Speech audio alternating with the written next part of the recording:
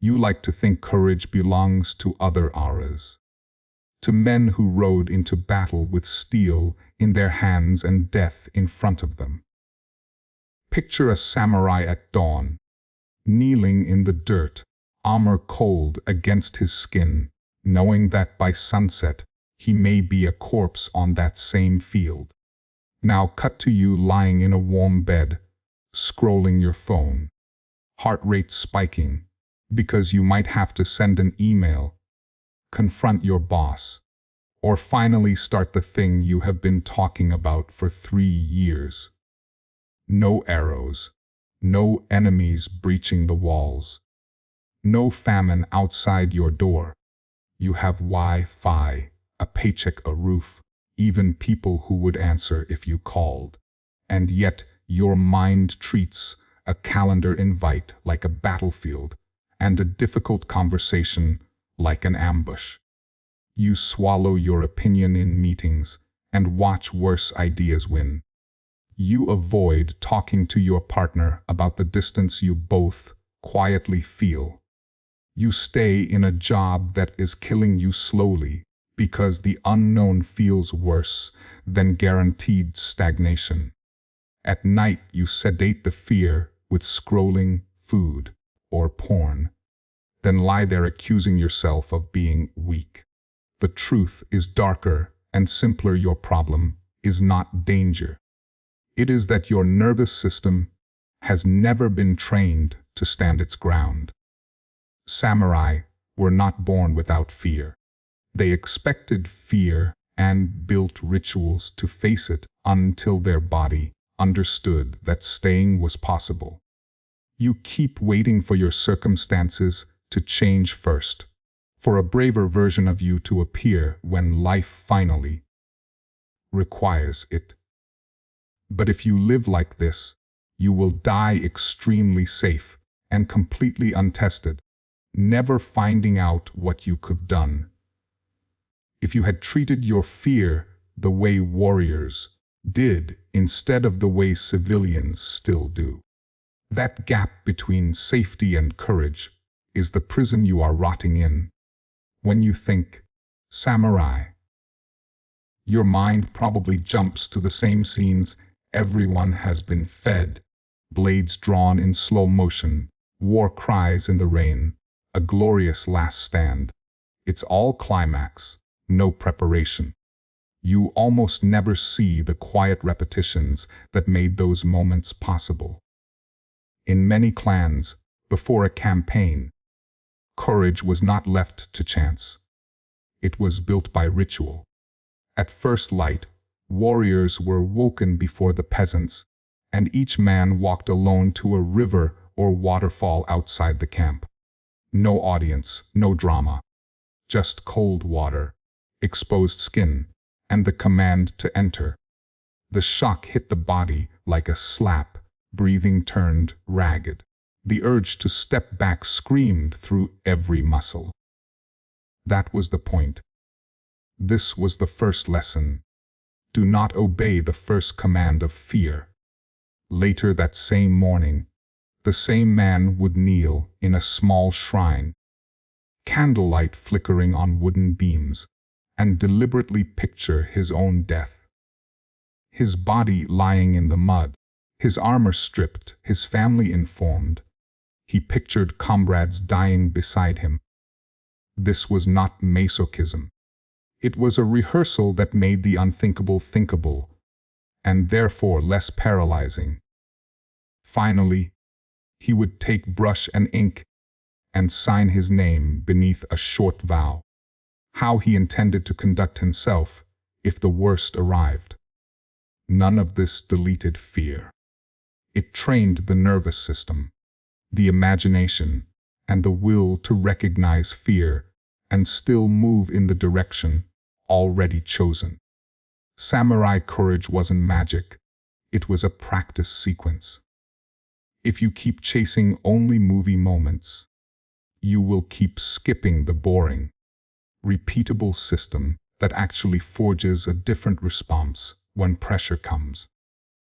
What the samurai did before battle can be translated into your life as a simple but unforgiving framework I call the courage Dojo protocol.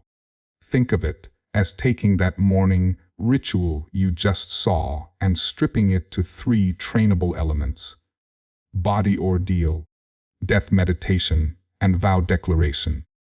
Body ordeal means you deliberately put your flesh into controlled discomfort so your nervous system stops treating every spike of stress like the end of the world. For the samurai, it was nosoghi, under freezing waterfalls, fasting, brutal conditioning drills with real steel in their hands. For you it might be cold exposure, heavy carries, hard sprints, or any chosen practice where you face pain on purpose and stay.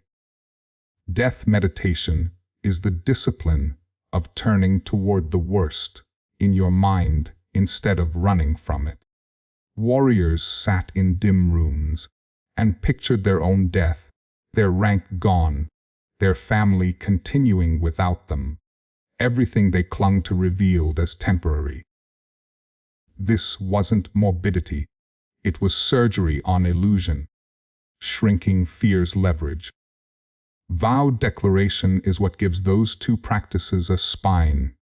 Samurai didn't just suffer and visualize, they attached their courage to a specific who and why: a lord, a clan, a code, or a personal standard of honor. Modern men occasionally crash into a version of body ordeal during a brutal workout, briefly touch death meditation when a funeral forces them to think, and almost never write or speak a vow. That is why their courage is a mood, not a muscle. You are not trying to become a man who never feels fear. You are becoming a man whose body, mind, and promise have rehearsed what to do when fear arrives, which is why we start with the flesh. Until your body has learned that it can endure and remain, everything else you build on top will collapse under pressure. If you cannot stay calm in the shower, you will not stay calm in the meeting. The samurai understood this long before anyone could name an amygdala or a prefrontal cortex. Picture a warrior at dawn beneath a mountain waterfall, water knifing into his skin. Every signal in his body screams one thing: get out. That first reflex is fear doing its job. What matters is what happens next. Instead of fleeing, he locks his feet into the rock and forces his attention onto a single controlled exhale. Then another, then another. Minute by minute, he teaches his nervous system a new rule: we can be inside discomfort and remain in command. This is not Mako content. It is quiet, brutal training. The alarm fires, but the thinking brain learns not to disappear. Your life has fewer swords and more emails, but the circuitry is the same.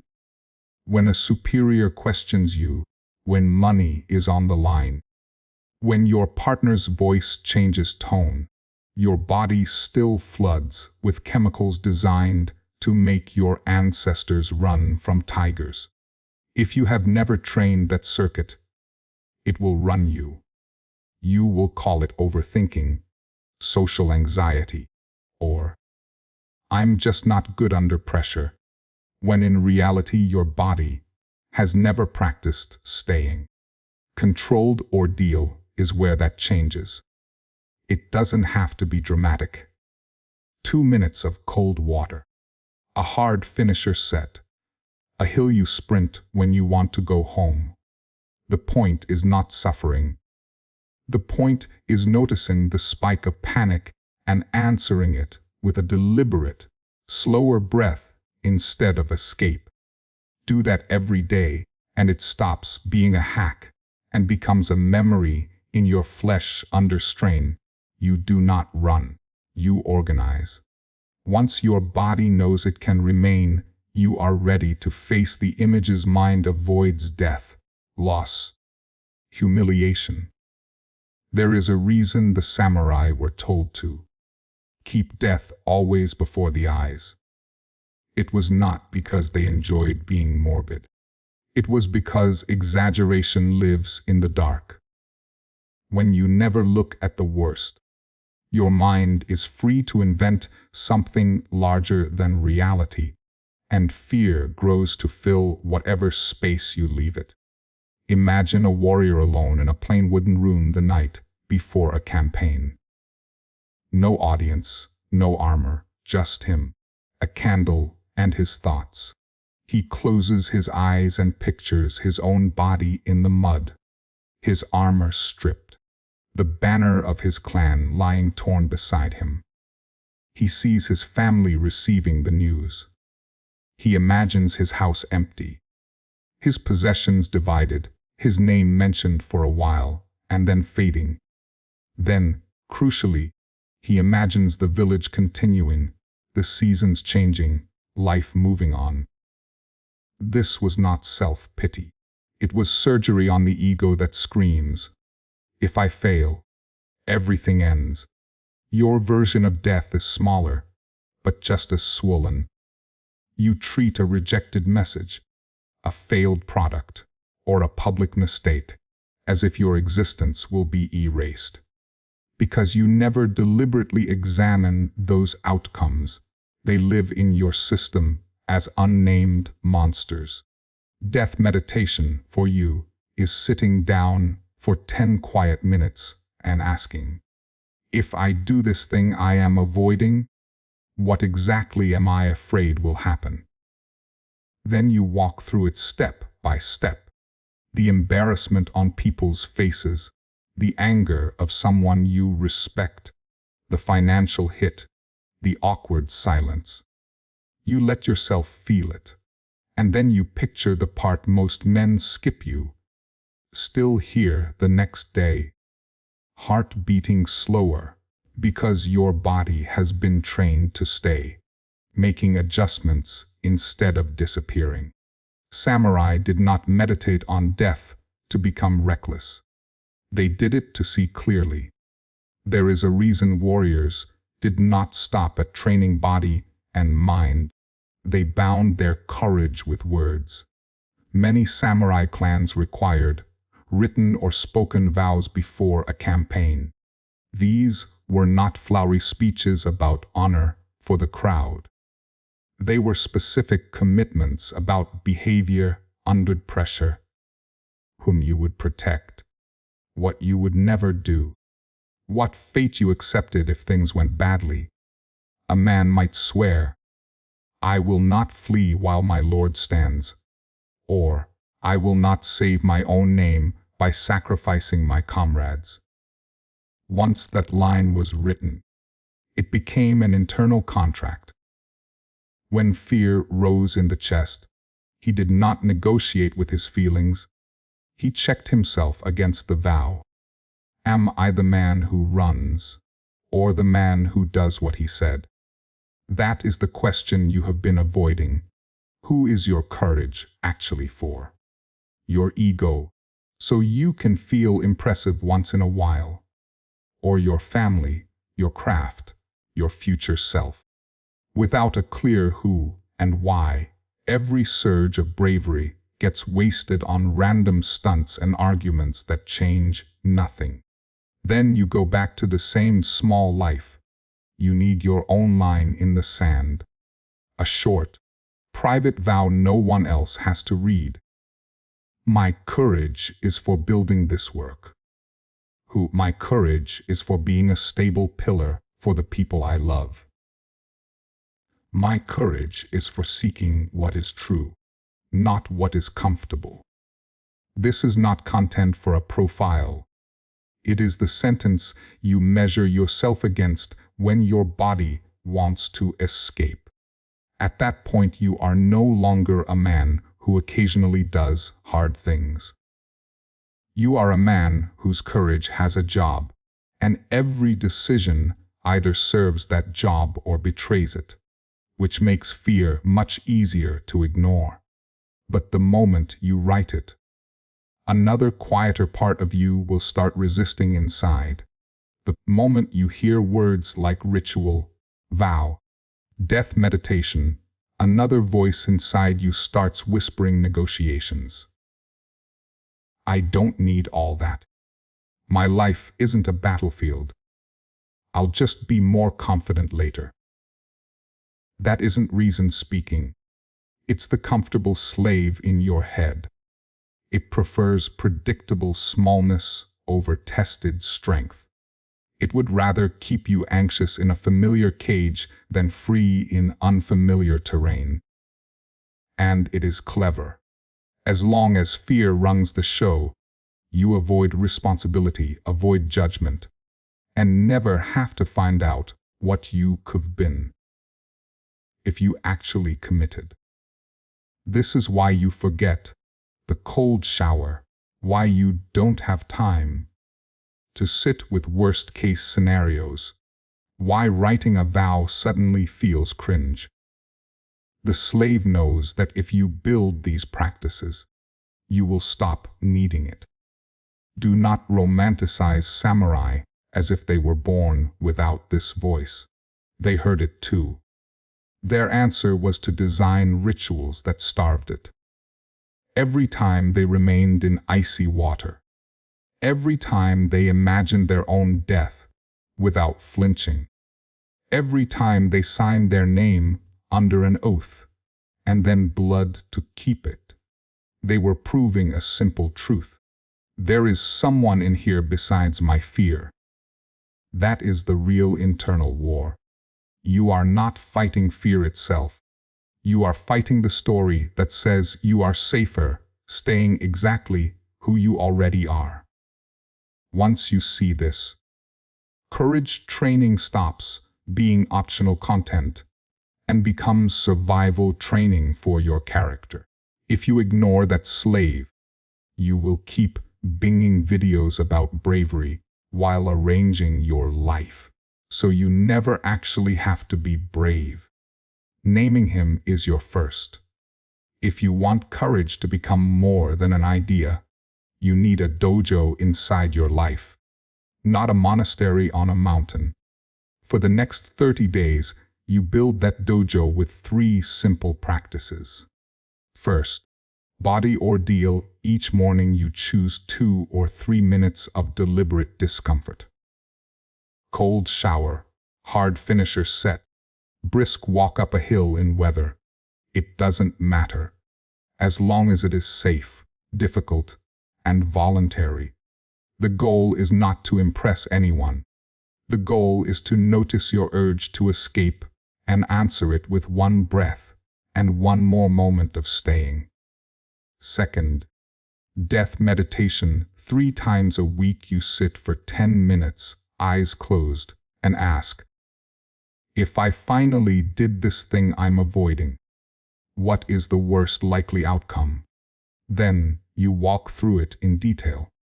The embarrassment, the arguments, the financial pain, and you watch yourself remain upright instead of disappearing. Third, vow reminder. Every day you read your 1 vow out loud before work that matters or a feared action, and once before sleep. So your nervous system stops pretending it forgot what you said you are for. This is training, not superstition. You will miss days, that is data. The rule is this: never let all 3 pillars be at 0 2 days in a row. As long as you return, you are a student of the dojo.